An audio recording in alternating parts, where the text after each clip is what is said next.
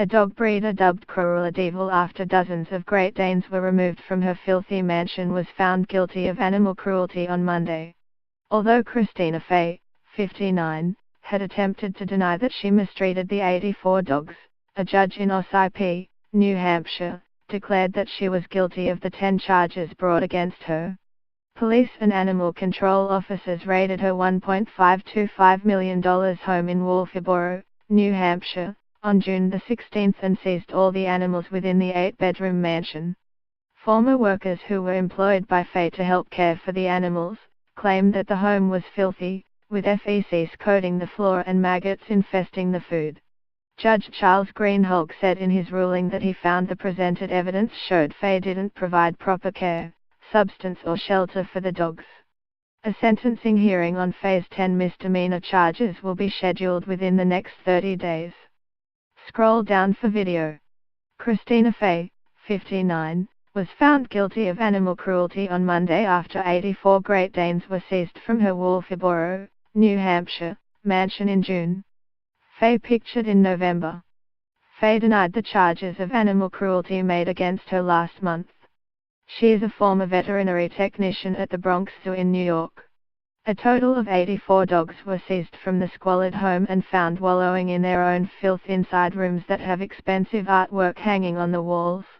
At a previous hearing in October, teenage worker Annie Rose Newell told the court that the conditions at Fay's home were shocking. "I felt horrible for the dogs that had to live in those conditions." Pictured, a Great Dane rescued from Fay's home. The judge said, the dogs were left without adequate water on multiple occasions. They were housed in inadequate, eucytera facilities, which did not allow them to remain clean and dry. Their living areas were poorly ventilated and they were exposed to unhealthy levels of ammonia. Fay, dubbed Cruella De Vil, was found guilty of 10 misdemeanor counts of animal cruelty after a judge ruled that the evidence showed she mistreated the huge animals, keeping them on feces-covered floors and refusing to give them water.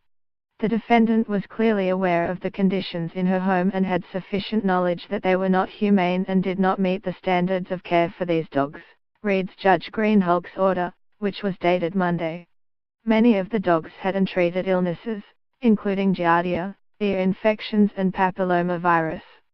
The evidence shows that these illnesses began to multiply and spread, untreated. The dogs were left without adequate water on multiple occasions. They were housed in inadequate, eucytera facilities, which did not allow them to remain clean and dry. Their living areas were poorly ventilated and they were exposed to unhealthy levels of ammonia. In mid-November, Fay had laughed off charges that she mistreated the huge animals, keeping them on feces-covered floors and refusing to give them water. "The idea of a puppy mill is pretty much at the bottom of my dislike list," Fay said to the court.